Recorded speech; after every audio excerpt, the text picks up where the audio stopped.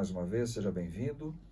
Vamos agora, nesse momento, estudar um pouco mais sobre a Bíblia e o que quer dizer a igreja e a educação. Quais são os desdobramentos da educação dentro da vida espiritual. Eu sou o pastor Márcio Costa, sou professor de teologia aqui no IAP, na região de Maringá, no Paraná. Seja muito bem-vindo. Nós estamos aqui acompanhados com o pastor, também professor, Fabiano Mendes. Professor Fabiano, seja muito bem-vindo. Dê uma saudação aos nossos telespectadores. Olá, muito bom estar com vocês mais uma vez. É um privilégio daqui do IAP, no Seminário Adventista de Teologia, poder estudar a lição da Escola Sabatina com todos vocês. E antes de seguirmos na nossa revisão do estudo desta semana, eu quero convidar a você para juntos orarmos, pedindo a direção do Espírito Santo nesse momento. Bom Deus, que privilégio para nós gastarmos um tempo recapitulando a lição da Escola Sabatina e refletindo nas preciosas lições que o estudo da Tua Palavra traz para a nossa experiência cristã. Por favor, esteja conosco neste momento de estudo das Escrituras. Nós oramos e pedimos em nome de Jesus. Amém, Senhor. Amém. Muito obrigado, pastor Fabiano. Nessa lição nós vamos estudar então o tema a igreja e a educação. Tá? Nós vamos ler aqui o verso da Bíblia, o texto bíblico, sobre o qual vai circundar todo o nosso debate, aquele nosso tema, para que nós possamos expandir esses conceitos. E o nosso texto, se você tem uma Bíblia aí, está em 1 Tessalonicenses, capítulo 2, no verso 6 a 8. Também, jamais andamos buscando glória de homens, nem de vós, e nem de outros. Embora pudéssemos, como enviados de Cristo, exigir de vós a nossa manutenção. Todavia, nos tornamos carinhosos entre vós, qual ama que acaricia os próprios filhos. Assim, querendo-vos muito, estávamos prontos a oferecer-vos não somente o Evangelho de Deus, mas igualmente a própria vida. Por isso que vos tornastes muito amados de nós. Essa lição que nós vamos trazer aqui, esses ensinamentos, eles vão girar em torno de uma comunidade, de um grupo que passa a se amar, um grupo que passa a se ajudar. E aqui o texto bíblico está falando, olha, eu poderia pedir de vocês algum tipo de ajuda, né? Não é sempre que você pode pedir ajuda para alguém que você se sente à vontade de falar, olha, eu sei que eu posso pedir ajuda para você. Nós sabemos que não são muitas pessoas. Mas aqui o texto está nos dizendo que ele se sente à vontade. Por quê? Porque essas pessoas, além dele levar o alimento espiritual, ele também levava o amor. E ele se sentia amado. Então, esse amor, ele traz algumas características. E, pastor Fabiano, essas características do amor cristão, ele traz um tipo de união entre essas pessoas. Como é que o senhor poderia caracterizar essa união entre essas pessoas que amam a Cristo? Esse é um aspecto central, o amor, para definir o caráter de Deus. 1 João 4,8, Deus é amor. E essa característica de quem é Deus, ele comunica isso para nós, e nós experimentamos esse amor a Ele, e vai se refletir nos demais relacionamentos que cada cristão experimenta. Seja dos seus próprios familiares, como os demais irmãos da igreja, e aqueles por quem Cristo morreu. Mas de maneira especial, a igreja, ela precisaria ser caracterizada, cada congregação local, como parte local do corpo de Cristo, uma comunidade de amor, onde as pessoas doam a sua vida pelo bem-estar do outro, seguindo o exemplo de Jesus. E por isso, nós formamos o ambiente ideal para uma congregação local, para uma igreja, é um espaço seguro de acolhimento, de aceitação das pessoas, porque todos são amados por Cristo e pelos demais membros do corpo de Cristo, que são os cristãos, aqueles que formam a igreja. O autor da lição mencionou a importância da igreja ser esse lugar seguro em que as pessoas que ainda não conhecem tudo a respeito de Deus ou têm dúvidas, por causa desta atmosfera amorosa da igreja, sentem-se livres para fazer perguntas, para buscar respostas para suas perguntas honestas e sinceras. E assim como na escola a gente não ridiculariza um aluno que tem uma pergunta porque ele quer aprender um conteúdo e tem dúvidas, na igreja também nós devemos acolher as dúvidas das pessoas e apontar o caminho das Escrituras e da nossa prática cristã como resposta a estas dúvidas e perguntas que as pessoas têm. Interessados pelo bem-estar de toda e qualquer pessoa que está na igreja, nós agimos com amor para com elas, como Jesus faz. Muito bem, nós sabemos da importância do amor dentro da comunidade onde vivem os cristãos. E nós sabemos que na história nem sempre foi assim. Os cristãos eles não tinham essa liberdade de se reunirem, né? Eles eram considerados ali no princípio do seu movimento como uma religião ilícita e por isso eles não tinham um templo, um local para adoração. Eles se congregavam onde podia, até mesmo em cemitérios, nas casas, né, em pequenos grupos. E nós sabemos que a igreja, dentro desse contexto que é colocado na Bíblia aqui, ele vai além do templo, né? Então, eu imagino quando você menciona que a igreja é um lugar acolhedor, eu imagino que você deve estar indo além desse prédio, né? Bonito, bem confortável, né? Mas o contexto ele vai para esse grupo de pessoas. Porque quando nós trazemos para o conceito bíblico de igreja, ele não é necessariamente o templo, mas as pessoas que formam esse fundamento, essa comunidade que procura ajudar, que procura trazer. E nós, como pessoas, dentro desse acolhimento que o pastor Fabiano falou muito bem, nós temos um papel importante em ajudar as pessoas que nos chegam, muitas vezes com questionamentos primários, né, com questionamentos fundamentais. E algumas pessoas talvez até se sintam envergonhadas em perguntar. Algumas perguntas são simples, algumas vezes tolas, né? E muitas vezes as pessoas fazem propostas, isso é normal de quem está começando. E existe um momento muito interessante na vida da minha filha, quando ela tinha 3 anos, ela leu um livrinho, e um livrinho ali de criança, e chegou para mim e falou: papai, eu posso te fazer uma pergunta idiota? Eu falei: mas filha, não existe pergunta idiota. Falou: não, papai, o livrinho falou que tem sim, e eu preciso fazer. Eu falei: mas por que você precisa fazer? Ela falou: olha, papai, se eu fizer uma pergunta idiota, talvez eu me passe por idiota por alguns 15 minutos. Mas se eu não fizer a pergunta idiota, talvez eu me passe por idiota durante muitos anos, papai. Eu fiquei pensando, interessante esse pensamento, né? Realmente não existe pergunta idiota, nós sabemos que não existe.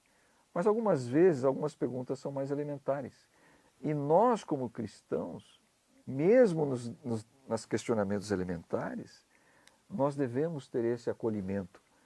Agora, pastor Fabiano, esse acolhimento que nós damos tanto às crianças como aos idosos, né? Esse acolhimento ele fica restrito ali ao grupo, ele fica fechado ali à vizinhança onde está o prédio. Como é que os cristãos se relacionam com isso, pastor Fabiano? De fato, aqui há algo muito importante que você frisou. A compreensão de igreja no Novo Testamento são as pessoas. O corpo de Cristo são as pessoas e não tanto o prédio. É óbvio que quando você tem a estrutura do prédio, ela pode ser utilizada para acolher as pessoas, e assim faziam os cristãos no início, né?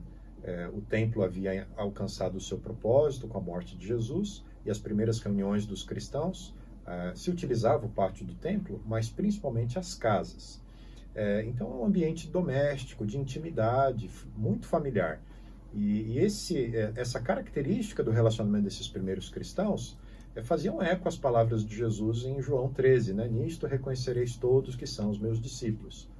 Sois meus discípulos, se tiverdes amor uns para com os outros. Agora, é óbvio que esse amor não pode se restringir apenas para os da fé. apenas para aqueles que pensam como a gente, senão não há o diálogo, o acolhimento do qual fala a lição da escola sabatina.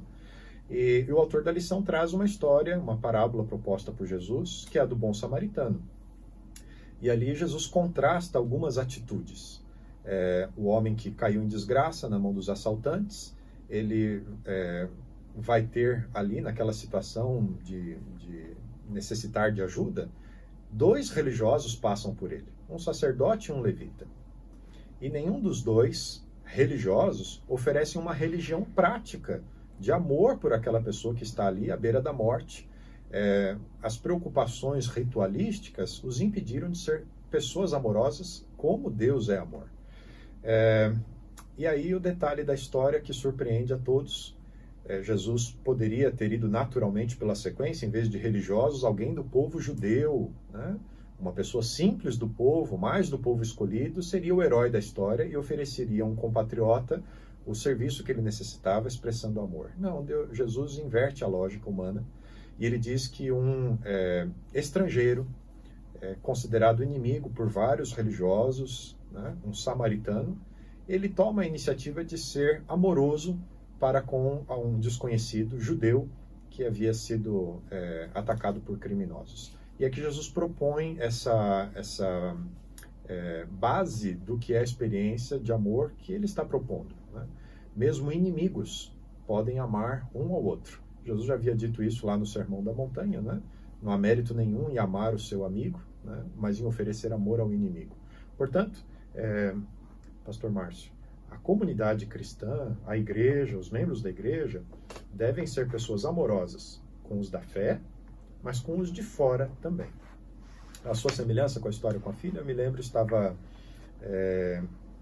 numa classe bíblica da igreja, sempre gostei muito de dirigir as classes bíblicas, e uma senhora que estava frequentando a igreja há pouco tempo, ela me procurou ao final do estudo daquele dia e disse: pastor, tem um lugar assim que a gente troca o chip, né? Porque a Bíblia é tão grande, eu sei tão pouco, e você vai explicando os textos e trazendo histórias, e eu falo, eu não conheço nada disso, né? Eu queria saber isso da noite para o dia. Tem um lugar que eu implanto o chip aqui e fico sabendo de tudo, igual você sabe? E aí eu, com muito jeito com ela, disse: olha, não fique preocupada.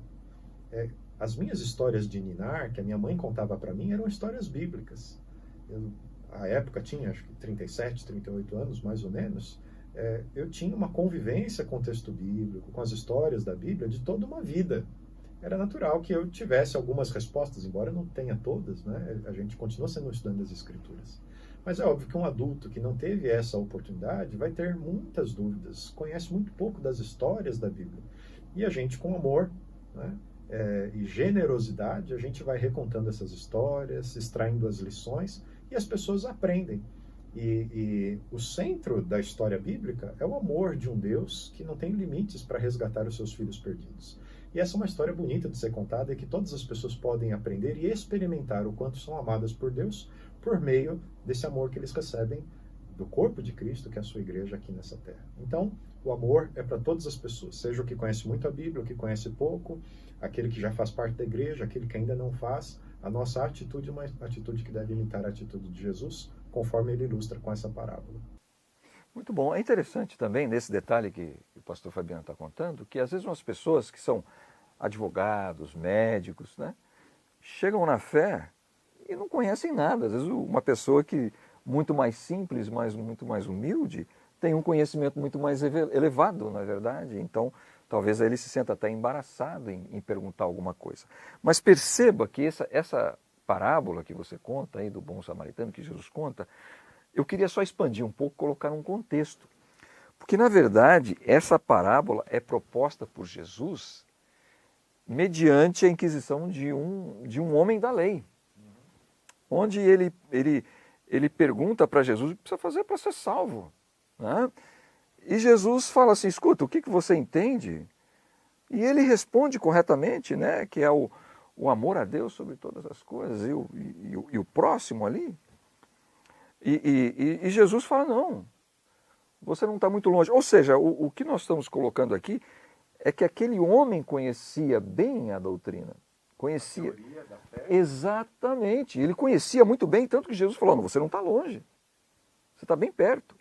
E a história de Jesus é justamente para ilustrar o que faltava, que era justamente a prática da teoria.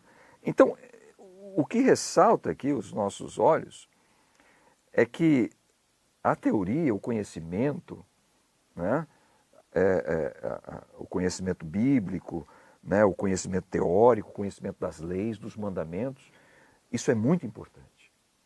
Né? O amor, ele não cancela a lei. O amor é o cumprimento da lei. Né? O amor é a lei na prática. Tá certo? E essa combinação de lei transformada em prática, ela tem que ser levada adiante. É levada adiante, como você bem colocou no exemplo, a quem? A todas as pessoas. Indistintamente, de cor, de raça. Obviamente as pessoas são diferentes. A constituição física é diferente. Mas quando nós falamos em amor, em ajudar, em trazer, nós devemos levar esse amparo, essa ajuda, esse amor a toda a alma ferida pelo pecado, indistintamente, a todo aquele que está ferido pelo pecado. E eu acho muito interessante o que Paulo diz em Romanos 10, 11, 12, porquanto a Escritura diz, todo aquele que nele crê não será confundido, pois não há distinção entre judeu e grego, uma vez que é o mesmo Senhor de todos, e rico para com todos que o invocam. Então aqui está dizendo que realmente, uma vez que você crê, não há distinção. Uma vez que ele reconhece uma propriedade divina, aqui eu quero usar o termo propriedade divina de uma maneira mais ampla. Né? Uma vez que ele reconhece uma propriedade divina, ele vai agir com amor. Tá certo? E aqui nós vamos colocar, eu posso ser mais abrangente ainda, né? Mas vamos colocar o foco ser humano como propriedade divina. Isso aqui é propriedade do meu Deus. Eu vou cuidar com amor. Eu vou refletir o amor que esse Deus tem para mim. Obviamente, né? Eu não vou gastar tempo aqui, nosso tempo não permite, mas nós poderíamos extrapolar esse amor na propriedade de Deus. Agora, imagine só, né? Como é que nós fazemos isso? Qual é a motivação que um cristão tem para fazer esse tipo de coisa? Extrapolar esse universo, essa perspectiva de olhar para o crente e olhar para o ser humano. Como é que você entende essa extrapolação, pastor Fabiano? O Evangelho, a carta que João escreve, quando ele fala dessa característica tão básica para quem é Deus, né? Deus é amor, ele vai dizer também a relação desses dois sentimentos, né? De amar a Deus. E aí ele vai dizer, olha, quem ama a Deus, a quem não vê, mas odeia seu irmão a quem vê, não pode verdadeiramente amar a Deus. Né? Então, essa interdependência do amor a Deus e do amor ao meu próximo, ela é indissociável na conduta cristã. Né? E uma serve de origem e combustível para outra. Né? São as duas faces de uma moeda. É impossível amar a Deus sem amar ao meu próximo. E não dá para amar o próximo de verdade sem que isso seja reflexo do nosso amor a Deus, da nossa compreensão do quanto Deus nos ama e ama as pessoas ao nosso redor. Então essas duas verdades, elas andam juntas e elas não podem ser separadas. Muitas vezes na igreja, nós separamos estas coisas, e com prejuízo, obviamente. Às vezes a nossa devoção a Deus, o nosso zelo a Deus, fica só nisso que a gente chama de ortodoxia, nesse cuidado com as escrituras, com a revelação, com as doutrinas, a forma correta de nos relacionarmos com as coisas divinas, religiosas, espirituais. E nos esquecemos da ortopraxia, que é a prática correta da religião. E esse é um tema, por exemplo, que Tiago trata na sua epístola, né? Eu preciso ter a fé correta e a prática correta, as duas coisas. E quando eu dissocio, como é que eu comprovo que eu tenho a fé correta se eu não tenho obras para subsidiá-la? Né? como consequência da minha correta compreensão de quem é Deus, do seu amor por mim e pelo meu semelhante. Agora, se eu tenho as obras da fé, elas são um testemunho de que eu de verdade amo a Deus e amo o meu semelhante, e eu posso demonstrar isso. E eu acho que esse é o grande desafio, né, que Jesus está propondo aqui, o autor da lição dessa semana também. Para que a nossa igreja seja um lugar de educação, ela precisa ser uma igreja que ama de verdade e ama com a sua fé e com as suas obras, com a sua prática do amor em favor das pessoas.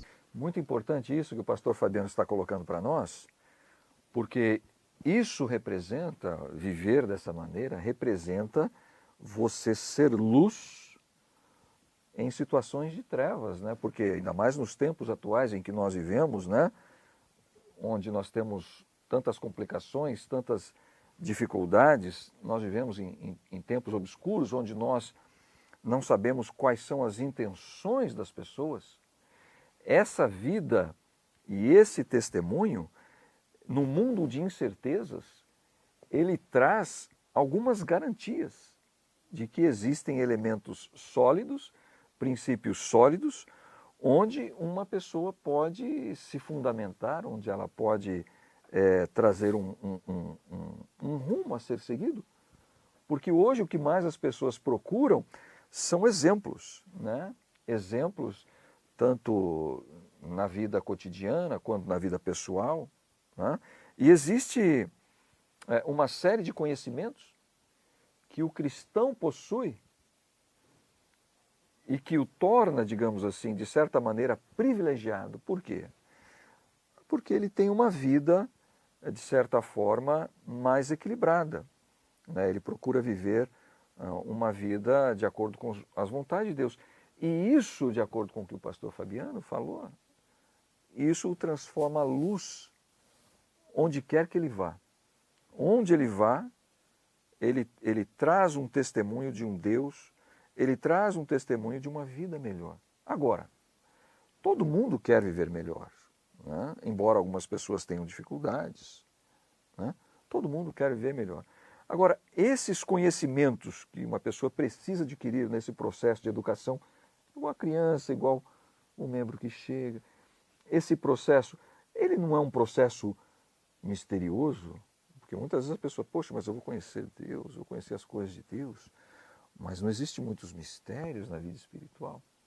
Como é que é esse relacionamento de mistério com a pessoa que chega dentro da igreja? Como é que nós poderíamos colocar assim, olha, isso aqui dá para saber, isso aqui não dá para saber, porque existem muitas percepções, não é verdade? Como é que você lida com essa questão daquilo que dá para conhecer, para não ficar muito místico para a pessoa?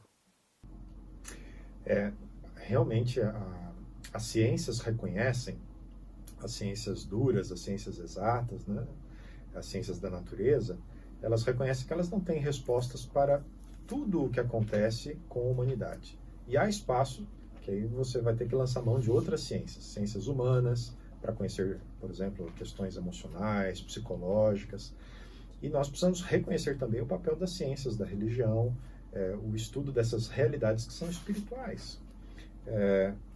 A Bíblia afirma em Deuteronômio 29, verso 29, né, um texto clássico sobre esse assunto, né, de que as coisas reveladas pertencem a nós, aos nossos filhos, né, e as coisas encobertas pertencem a Deus.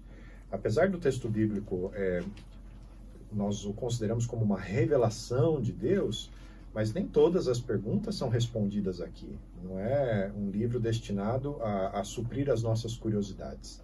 Mas aquilo que é essencial para nós termos uma vida significativa, tanto para o presente quanto para o futuro, nós vamos encontrar princípios expressos em leis, mandamentos e histórias, e que vão ser um guia seguro para nós. E quando nós vivemos os princípios das Escrituras, nós nos tornamos a revelação de Deus também, nessa questão que você mencionou, de exemplificarmos estes princípios na vida da gente.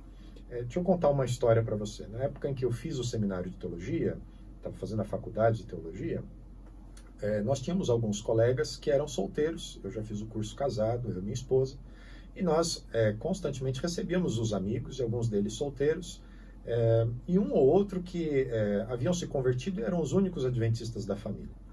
E não apenas uma, mas algumas vezes, nós ouvimos desses amigos palavras muito carinhosas, dizendo: me sinto em casa, na família de vocês, eu não tive uma família que me deu suporte nessa área ou nessa outra área, ou tinham estes problemas, mas olhando a família de vocês, o casamento de vocês, nós já tínhamos a pequena, a Melissa, já era nascida, eu consigo visualizar o que é uma família cristã, o que é uma família que se ama, e eu me sinto em casa e parte de uma família. A família de vocês toma o lugar dessa família modelo para a minha família.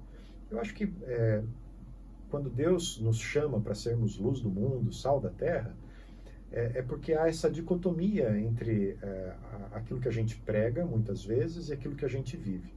Se o nosso cristianismo é só de pregação e ele não encontra amparo na forma como a gente vive estes princípios, né? Se eu ensino sobre oração, mas não tenho uma vida de oração, se eu ensino sobre generosidade, mas eu não tenho uma vida de auxílio financeiro ao próximo por meio dos programas da igreja, né? A minha liberalidade, contribuir com os dízimos, as ofertas, as doações aos pobres, se eu falo sobre fidelidade matrimonial, mas não tenho um casamento sólido, de fidelidade, né? Eu preciso dessa exemplificação, é isso que Jesus está dizendo. Estes mistérios, né? Como é possível ter um casamento que dure, né? São coisas que são inexplicáveis para as pessoas da sociedade em nossos dias. Elas olham um casal de 40 anos casado e pensam: como é que isso é possível? Eu já estou no terceiro casamento e não acerto, né? Jesus está propondo para que a sua igreja, os membros do seu corpo, vivam o Evangelho. E é isso que a gente leu lá no texto de Paulo, né? Eu compartilhei com vocês o Evangelho, mas também a vida. Não só no sentido de se dedicar e se desgastar, né, e estar disposto a ser um mártir e dar literalmente a vida, mas Paulo compartilhava os princípios da sua fé no seu procedimento diário com essas igrejas, com esses crentes. Vocês podem testemunhar do Evangelho pelo que eu preguei e pelo que eu vivi. E esse é o desafio que nós somos chamados hoje, né? Nem tudo nós vamos conseguir responder das pessoas, mas nós podemos dar exemplos, né? E nessa sociedade líquida, né, dos filósofos, né, dos amores líquidos, nós, graças a Deus, podemos ter o norte da palavra de Deus, conduzindo a vida de homens e mulheres que fazem parte da sua igreja e que dão um exemplo claro, concreto, real, né, dos princípios de Deus, transformando e abençoando a vida das pessoas. Esse é o desafio chamado para nós como igreja. No mundo de trevas, nós sermos luz. É muito importante isso. Um dos outros aspectos importantes que nós podemos salientar aqui, pastor Fabiano, é que uma das coisas que atrapalham o crescimento espiritual de algumas pessoas que entram, que estão educando-se espiritualmente, digamos assim, né? A igreja, educação espiritual, é que algumas têm a concepção de que o conhecimento espiritual ele é misterioso, é algo que você não vai conseguir atingir, que é algo inexplicável, algo que não pode ser conhecido. E não é bem assim, né? Nós sabemos que algumas coisas, alguns mistérios nós podemos conhecer, sim. Eu queria ler aqui o que diz Daniel, no capítulo 2, no verso 30. É um exemplo claro, né? Daniel diz assim: e a mim me foi revelado este mistério, não porque haja em mim mais sabedoria do que em todos os viventes. Ou seja, houve ali um mistério, o rei ali com um sonho mirabolante, era um mistério aquilo lá. E Deus falou: não, vou revelar para ele. Então, é claro que, obviamente, algumas coisas são reveladas e outras não são reveladas. E, obviamente, nós precisamos aprender a conviver com aquilo que está encoberto. Mas algumas coisas estão reveladas para nós. Mas o mais importante é que quando nós descobrimos esses mistérios, ou aquilo que nós não sabíamos nos é revelado. Quando nós recebemos essas informações, isso vai nos moldando, de certa forma. Nós vamos passando por estágios, né? Talvez assim como uma criança, nós vamos passando por um estágio. Como é que você vê assim o objetivo final desse estágio? Nós vamos conhecendo, nós vamos aprendendo, vamos crescendo e vamos ganhando forma, vamos ganhando, digamos, um aspecto. Que aspecto é esse? Como você caracteriza esse processo, pastor Fabiano? Uma coisa muito importante que você mencionou é que, de fato, o cristianismo tem mais respostas do que falta delas. As grandes perguntas da humanidade, quem somos, de onde viemos, o meu propósito aqui nessa vida, né? Para onde estamos indo, nós temos essas respostas da perspectiva bíblico-cristã, né? Então, nós viemos de Deus, fomos criados por Ele, temos uma origem superior, né? O futuro que nos reserva, né? As descrições muito claras do texto bíblico, e esse processo de aprendizado vai trazendo paz às pessoas, e esses estágios da maturidade cristã vão acontecendo, né? Agora, é importante a gente ir mesclando a teoria com a prática. Conforme a gente vai descobrindo respostas, isso gera alguns compromissos da nossa parte de vivermos à luz desses princípios, e com isso a gente vai gerando a nossa própria contribuição prática de uma religião piedosa, de uma piedade prática, né? Um outro aspecto importante é a gente ter calma também, né?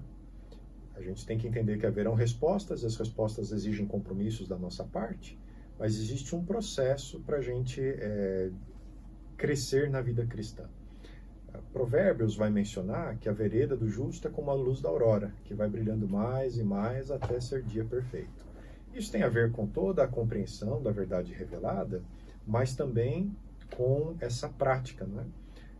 A substituição de antigos hábitos por novos hábitos baseados em princípios e valores da palavra de Deus. Por exemplo, se alguém que hoje é um cristão, mas no passado não era e fumava, vai se lembrar que, em muitos casos, a pessoa levou um tempo para conseguir deixar o hábito, né? Até que o corpo se desintoxique, os trejeitos sejam perdidos, e agora ele seja um ex-fumante, um cristão nesse momento que cuida do corpo. Então, alguns desses aprendizados, né? Além do cognitivo, de eu compreender pelas escrituras, a prática dele na minha vida vai levar um tempo, né? Essa dependência de Deus, essa busca pela unção do Espírito Santo, essa habilitação do Espírito Santo para apreender com a prática essas novas verdades que estão sendo reveladas para mim, que antes eu não as conhecia. Muito obrigado. O que o pastor Fabiano acabou de mencionar para a gente é que esse processo basicamente torna ele um discípulo de Cristo. Ele vai praticar aquilo que Cristo deseja, aquilo que Cristo orienta, aquilo que Cristo sonha para cada ser humano, que ele vá crescendo em conhecimento. O mais bonito disso é que a igreja é uma comunidade aberta. Ela não é uma comunidade fechada, ela é uma comunidade aberta, onde todos que se agregam a ela, elas são pessoas com interesses mútuos em beneficiar uns aos outros. Quando você chega, você tem alguma complicação, você sabe que você tem alguém ali dentro que você pode contar. Talvez em maior ou menor grau, mas tem alguém ali que está pronto a te ajudar, pronto a te abraçar. E, obviamente, esse processo de você se integrar a essa comunidade, de você estar junto e conviver, isso aí é um processo de quebra de paradigmas. A pessoa ela vem de um paradigma e ela acaba entrando num outro contexto. Mas isso é obra do Espírito Santo. Isso é um crescimento diário, é um crescimento lento, é um crescimento graduativo. E nós louvamos a Deus pela presença do Espírito Santo que nos proporciona essa educação dentro da igreja. Espero que você tenha apreciado o estudo de hoje.